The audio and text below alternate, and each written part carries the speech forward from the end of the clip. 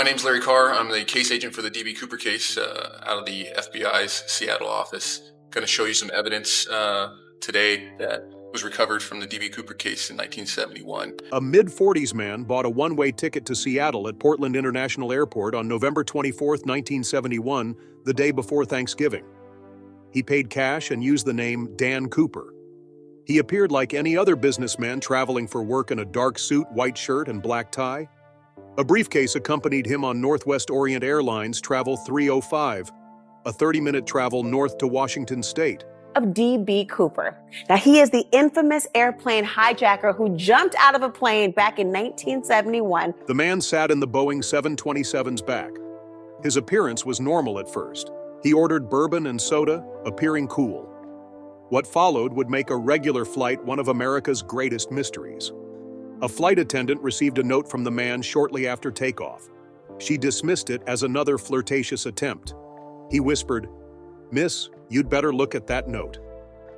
I have a bomb." He showed her red cylinders and wires in his briefcase that resembled explosives. Whether true or not, it made the staff take him seriously. He demanded $200,000 cash, 4 parachutes, and a refueled plane to Mexico City. He implied penalties for non-compliance. The flight crew told air traffic control, who notified authorities. One of aviation's most coordinated and unique ransom delivery ensued. When Flight 305 landed in Seattle after nightfall, the FBI had the ransom, $200,000 in used $20 bills, and 4 parachutes, 2 main and 2 reserve. The passengers, unaware of the situation, were discharged safely. Cooper kept his flight crew on board and told them to head south, fly low, below 10,000 feet, and maintain the speed under 200 knots. Keep the aircraft's rear steps down during flying. It was only a Boeing 727 that could achieve this, indicating expertise not found in laymen. Over the harsh, rain-drenched forests along the Columbia River between Seattle and Reno, Cooper opened the rear door, stepped onto the lowered stairway, and jumped into the darkness. Stormy skies, poor visibility, with mountains, trees, and rivers below. Money and hijacker vanished into the darkness. One of the largest FBI manhunts followed. The next days saw dozens more planes scouring the area. Hundreds of spies, troops, and volunteers walked kilometers of difficult terrain. The man and his parachute were never discovered. The hijacker was known as Dan Cooper, but a journalistic misinterpretation led to him being called D.B. Cooper, which stayed in headlines, novels, and pop culture. After then, he became folklore. The case spawned decades of speculations, amateur investigations, and discussion, but no substantial evidence emerged. The FBI probed for 45 years. Despite interviewing 800 people, examining physical evidence, and following several leads, no one was identified. An 8-year-old boy digging in the sand along the Columbia River near Vancouver, Washington, found a bundle of rotting $20 bills in 1980, the only tangible indication after the jump. Cooper received the same ransom money as the serial numbers. Though intriguing, this revelation increased the puzzle. Bills were buried and deteriorated, suggesting weather exposure. The individual who stole them was still missing. Cooper was calm, meticulous, and well-prepared, according to the FBI. During the hijacking, he was calm and never belligerent against passengers or staff. Some witnesses stated he was friendly and calming. Perhaps that's why the public was so interested in him. He was the unusual criminal who conducted a high-stakes crime without violence and then vanished. Later, D.B. Cooper became more than a case. The mysterious individual who fought the odds and system and escaped became a symbol. Music, movies, and a subculture of amateur sleuths who spent years solving the case were inspired by the story. New theories sparked excitement, but the trail remained cold. The FBI concluded the investigation in 2016. Their statement recognized the paucity of viable leads and said resources needed to be dedicated elsewhere. Still, they stated that they would re-examine any important new evidence, especially physical evidence like the parachutes or ransom money. Public interest persisted after the case was closed.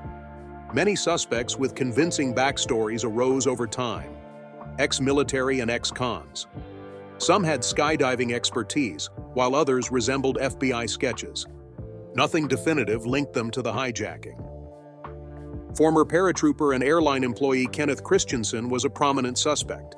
His relatives believed he made strange comments and had Boeing 727s, but there was no proof.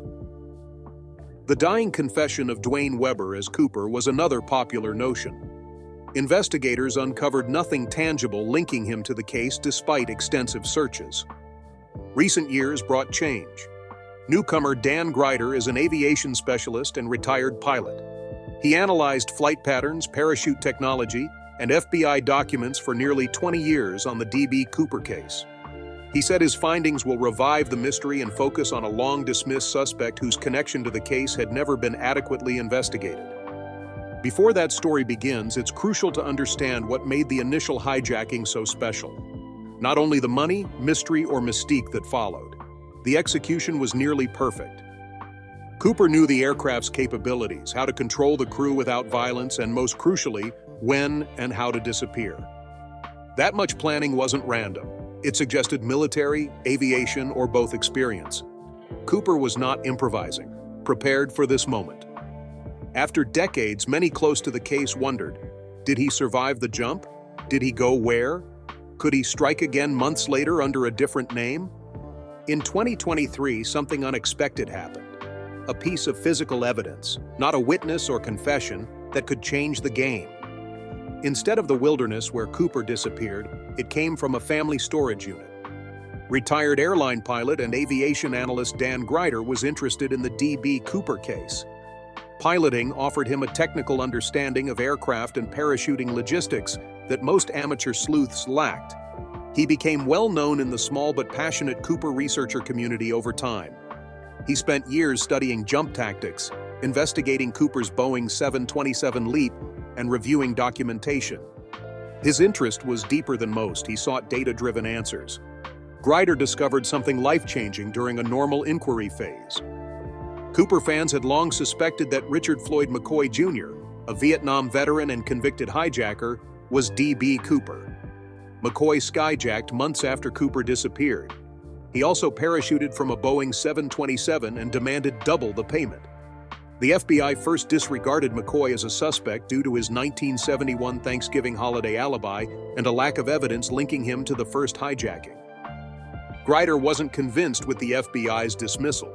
He kept returning to McCoy in his studies. He discovered that McCoy's family owned Utah property while examining his background. He approached a McCoy family estate storage container. He discovered something that shook the decades-old case. A parachute rig was hidden among old clothes, mementos, and other objects. Most people might have seen it as old, dusty, forgotten surplus military gear. Grider disagreed. He noticed the parachute immediately. It was a military-style rig heavily modified to fit FBI files and Cooper investigation forensic results. The parachute has unusual modifications.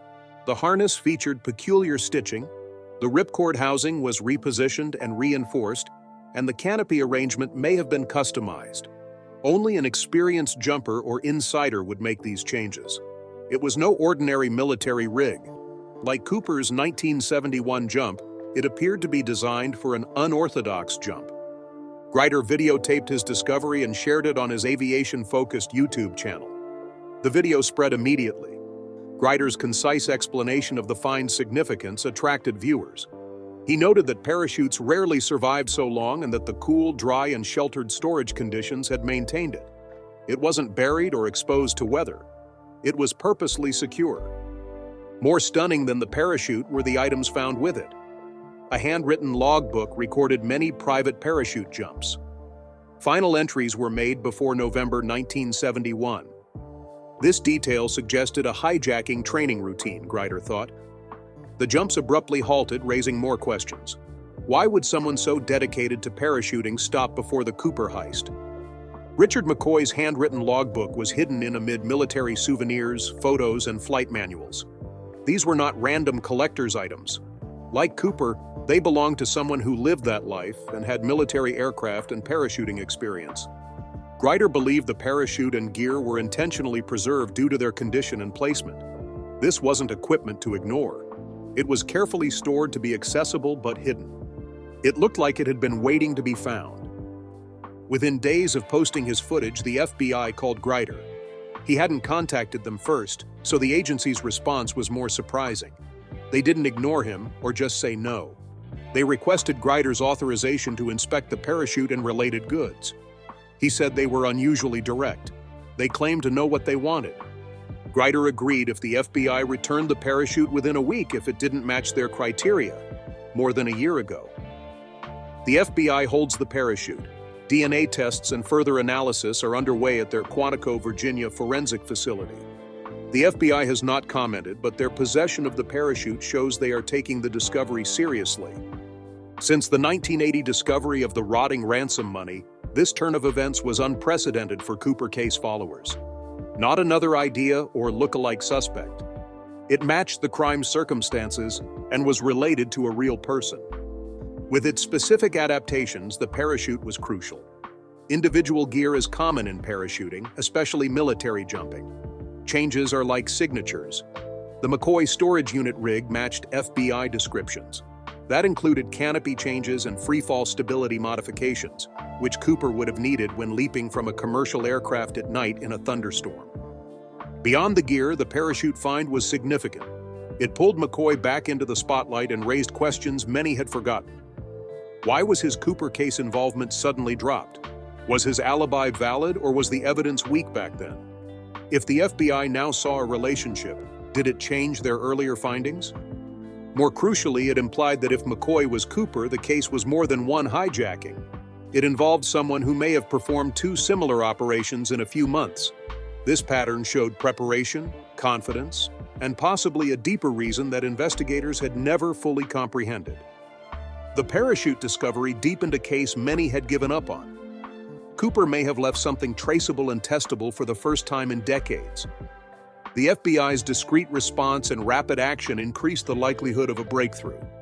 What started as a neglected piece of equipment in a family storage unit became a key to finding one of America's most elusive criminals.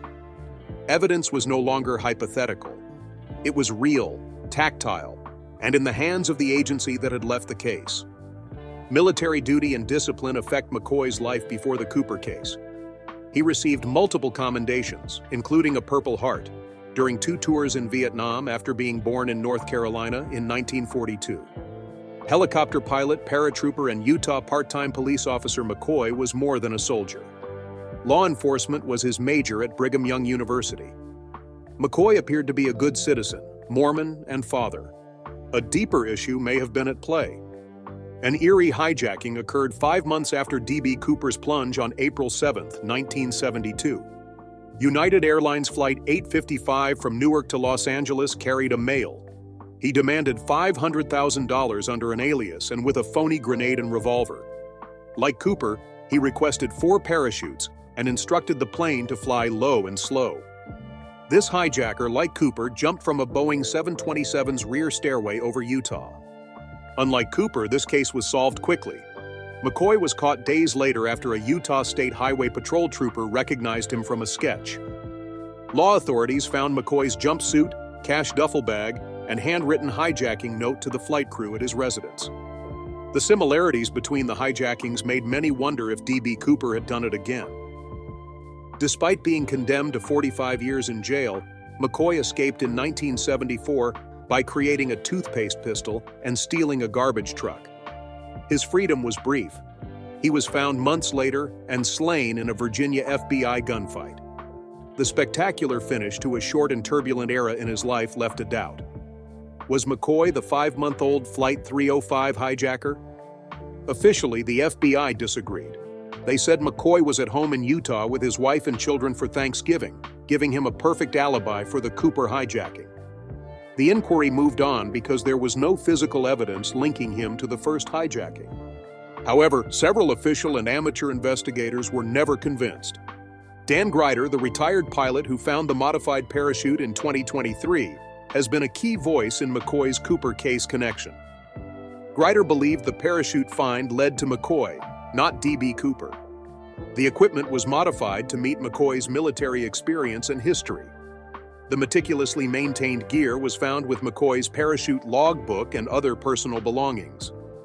That logbook might have been another clue.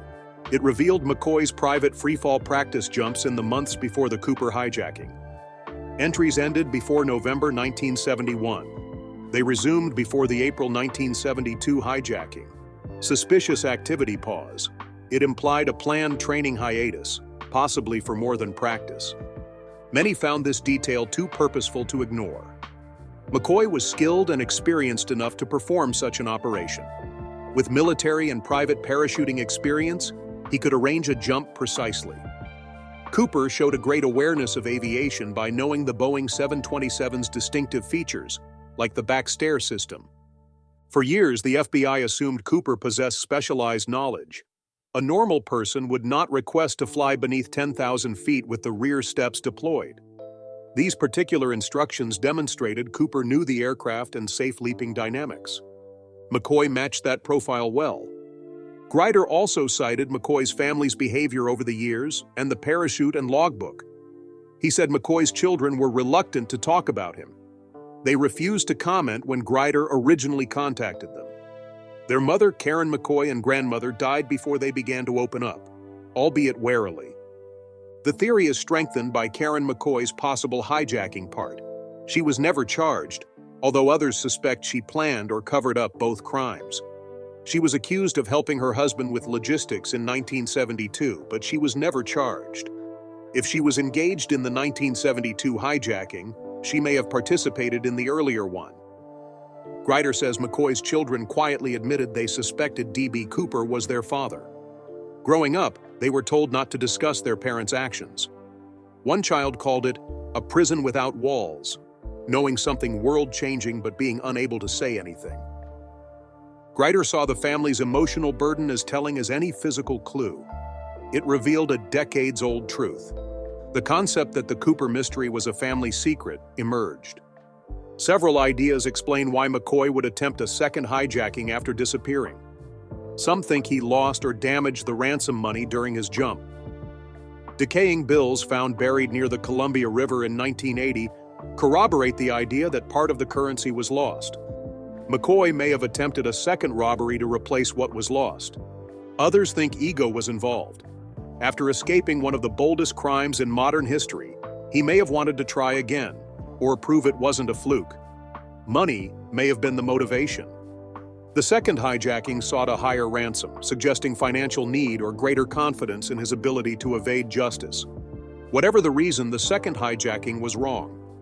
After being caught, McCoy fled, but his narrative ended in violence. If he was D.B. Cooper, he also executed 2 military-style skyjackings and nearly got away with them. Grider and others say circumstantial evidence is stronger than ever.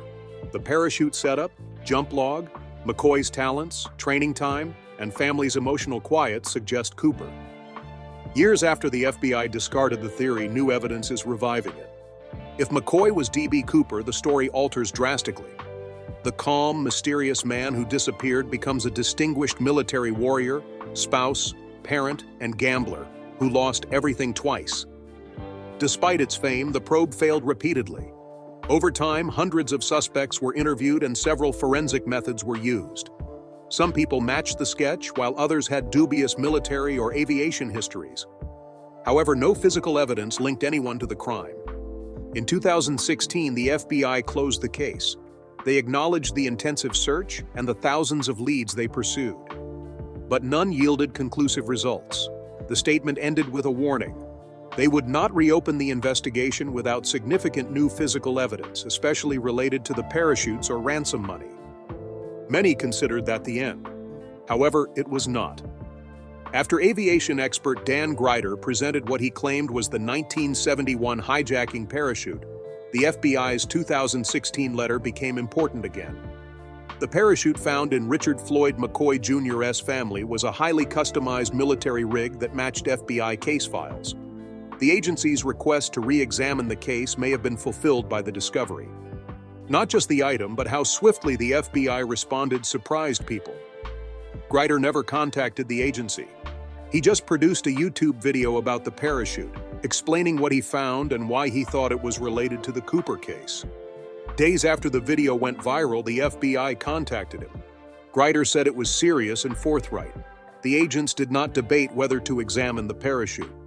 They said they knew what they wanted and asked to view the equipment on his terms. Grider committed to return the parachute within a week if it wasn't needed. That was over a year ago. Since then, the parachute, logbooks, and artifacts have not been returned. The FBI's Quantico forensic lab received the goods. Detailed forensic analysis replaced field investigation there. This new investigation centers on DNA, which the FBI had long wanted but never found on Cooper. The FBI studied a black clip-on tie left on the plane in the early 2000s, believing it belonged to the hijacker. Using available technology, they extracted incomplete DNA samples. The agency archived the deteriorated and partial sample. After 50 years, forensic science has advanced enough to accomplish more with minimal biological material. Genetic triangulation uses live relatives' DNA to match an unidentified suspects. The FBI may confirm or disprove McCoy as D.B. Cooper by comparing DNA from his children to the tie. Dan Grider thinks the FBI is doing this. The agency has not confirmed this, but the circumstances suggest a covert endeavor. A year without remark on the parachute and evidence is unusual unless an intensive analysis is happening. Since the FBI has often kept quiet about ongoing investigations, especially high-profile ones, the intrigue grows. The FBI was neutral in interviews and news briefings, careful not to reveal too much or give false hope. Their silence after such a potentially significant discovery fosters suspicion. Grider claimed the agency was serious about the parachute. He said agents initially asked where the rig was found, how it was stored, and who had used it over the years. Such queries are not posed concerning irrelevant items. These questions are posed before forensic verification.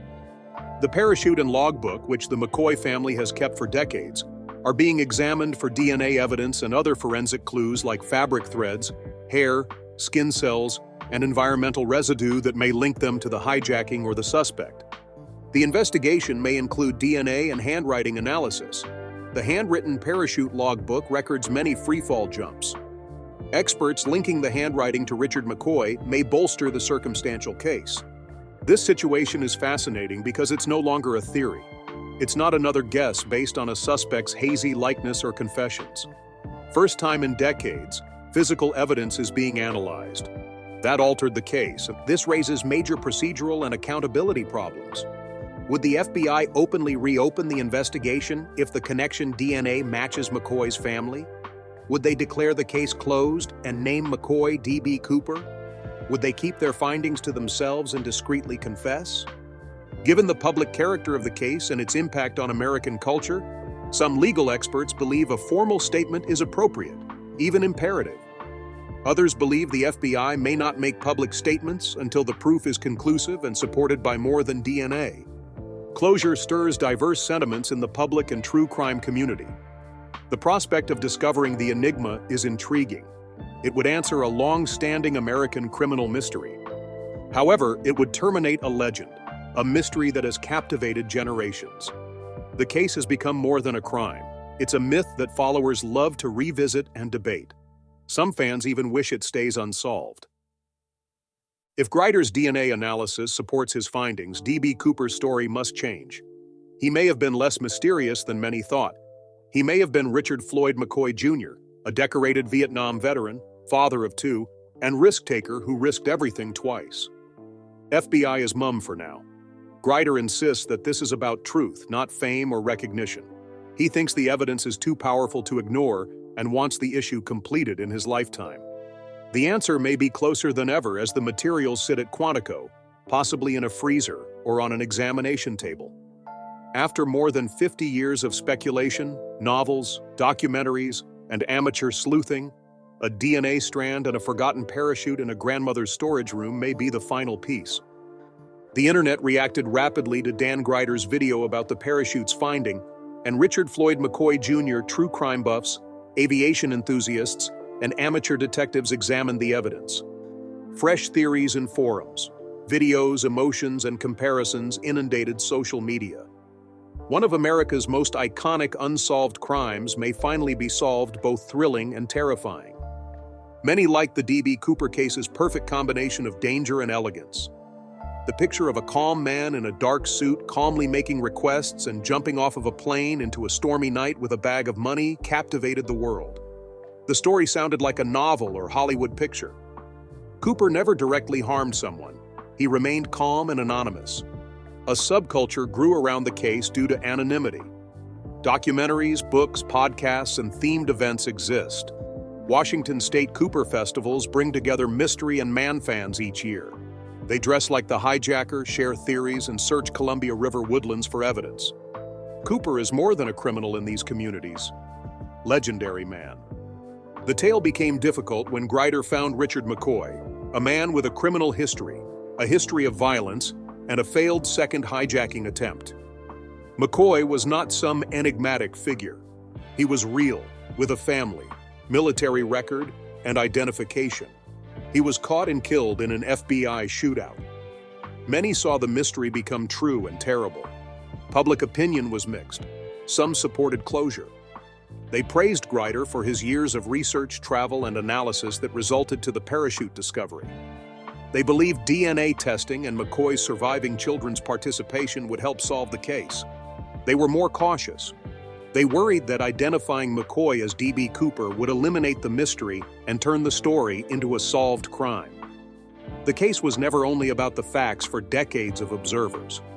It was about the wonder, the potential that someone could disappear, escape perfectly, and live undiscovered for life. McCoy was caught days after his second hijacking and died violently, making that romanticism difficult to accept. Law enforcement opinions are split. Some former detectives say McCoy was always a strong contender, but others warn that circumstantial evidence, even overwhelming evidence, is not proof. Until the FBI confirms a clear DNA match, the mystery remains open. Silence from the agency since collecting the parachute increases strain. It may indicate a forensic process, but it also raises questions. The evidence keeps mounting. Modified parachute, jump logbook, and McCoy's personal goods provide detail not found in any other explanation. McCoy's virtually identical hijacking months after Cooper's raises issues about coincidence versus planned. The practicalities of the two incidents are so identical that their unconnection seems unlikely. Grider has been consistent. He seeks truth, not celebrity or attention. He followed the Cooper case evidence for over 20 years. Beyond curiosity, he has spent time, money, and professional expertise researching solutions. Now that the FBI has the parachute and accompanying materials, he thinks answers are possible. If DNA testing linked McCoy to Flight 305 material, the last unsolved U.S. skyjacking would be over. However, proof would raise deeper issues about why the case went unsolved for so long. Early on, McCoy was suspicious. He had the skills, purpose, and criminal record. However, the FBI disqualified him based on a weak alibi. McCoy being Cooper would mean the most famous aviation fugitive was nearly caught before the tale took hold. The story's tone would change. Rebel D.B. Cooper would be known. An ex-soldier tried the same crime again. Second time, he failed. He was apprehended, escaped, and shot dead. Not the neat romantic ending many have anticipated over the years. Chaos, violence, and repercussions ensue. Closure is more complicated for McCoy's family. Rumors and suspicions have persisted for decades. Grider claimed they were tied by generations of silence. If McCoy was Cooper, his children grew up with a secret they could never share. With their mother and grandmother gone, they may feel freer to engage, but the emotional load remains. They see it as more than a hijacker story. The story concerns their father, past, and unchosen legacy. The case continues to captivate the public. New documentaries are being made. Podcasts continue to detail Grider's findings. Online communities share news, analyze statements, and await FBI action. This latest event may be most significant since it feels like the end of an era. If McCoy is D.B. Cooper, one of the most famous mysteries will have a name and face. It will start, middle, and end. Many find that satisfying and bittersweet. D.B. Cooper's legacy goes beyond his escape. It's about story endurance. It's about how people imagined and how a 1971 incident became a cultural symbol. Over 50 years later, the Cooper case still resonates in criminal legend and aviation history. For now, we wait. FBI holds the proof. If conducted, DNA tests may take time. However, for the first time in decades, Case observers perceive a change. Not just another theory, not speculative. Real, physical proof in the hands of decision-makers. D.B. Cooper may never be the same again whether the FBI confirms or not, reopens or closes the case. The mystery persists if Richard Floyd McCoy Jr. was the alias. It transforms from myth to memory, unresolved mystery to historical truth. After all these time, the story may have always been about the truth landing, not a man jumping into the darkness.